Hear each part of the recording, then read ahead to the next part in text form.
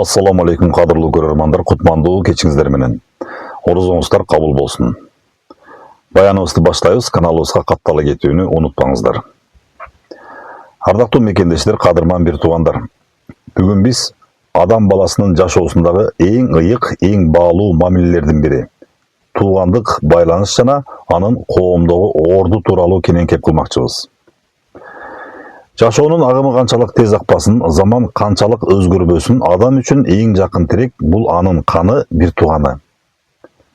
Биздин ата-бабаларыбыз тууганың менен жат болбо, тузуң менен кас болбо деп бекерден айткан эмес. Бул сөздүн төркүнүндө бүтүндөй бир элдин тажрыйбасы, жашоо мыйзамы жана биримдикке чакырган улуу осуяты жатат. Туугандыктын кадырына жете билүү бул жөн гана сыйлашуу эмес. Бул адамдын рухий бийиктигинин жана ыйманынын белгиси. Ыйык Куранда Аллах туугандык мамилени бекемдөөгө буйруп мындай дейт: өзүңөр бири-бириңерден сураганда аты менен сураган Кудайдан корккула жана туугандык байланыштарды үзүүдөн сактангыла.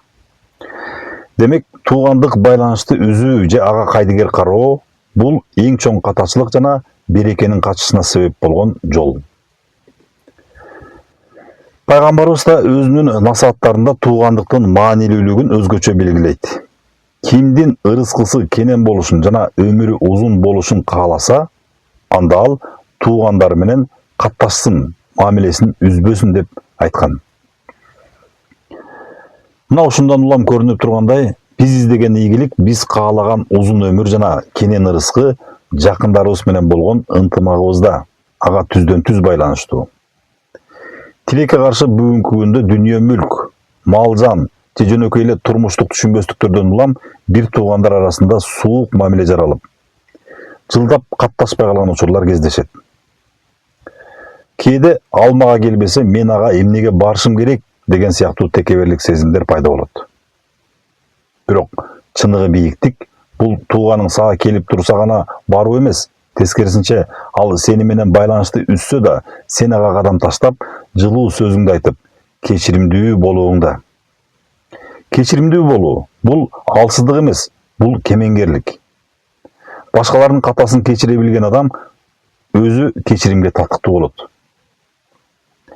Айрыкча азыркы ороз айында адам өзүнүн ички дүйнөсүн тазалап жаткан мезгилде бул маселе өзгөчө актуалдуу. Орозо бул жөн эле ачка жүрүү эмес, бул көңүлдү тазалоо, таарынычтарды унутуу жана жакындарга кучак жайуу мезгили. Эгерде араңыздарда кандайдыр бир себептер менен таарынышып жүргөн бир туугандар болсо, бүгүн ошол тоңду жибитүүнүн, бир жолу телефон чалуу же барып жолугуп коюу менен көңүл ачуунун, көңүл алуунун эң сонун учуру. Бир ооз жылуу сөз миңдеген маселени чечип коет. Тууган бул башыңа иш түшкөндө биринчи болуп жардамга келген, кубансаң чогуу сүйүнгөн, кайгырсаң чогуу күйүнгөн эң жакын адамың.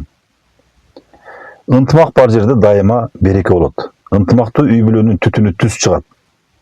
Бир туугандар бири-бирин колдоп, бири-бирине тирек болгон үйдө балдар да ошол тарбияны алып, келечекте биримдиктүү коомду түзүшөт.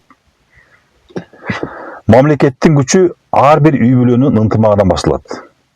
Келиңиздер, туугандык жипти бекем кармайлы. Дүйнөдө бизге берилген эң чоң байлык бул жаныбыздагы жакындарыбыз. Байлык табылат, бирок бир тууганды эч нерсе алмаштыра албайт. Алардын кадырына, тирүүсүнө жетели. Жылуу сөзүбүздү, жардамыбызды жана мээримибизди аябайлы. Жүрөктөрдөн таарыныч кетип, ордуна мээрим толсун. Биздин ар бир кадамыбыз, ар бир жакшы сөзүбүз келечектеги бактыбыздын пайдабалы. Ынтымагыбыз бекем, биримдигибиз түбөлүктүү болсун. Орозоңуздар кабыл болсун. Каналга каттала кетүүнү унутпаңыздар. Кайрадан көрүшкөнчө аман туруңуздар.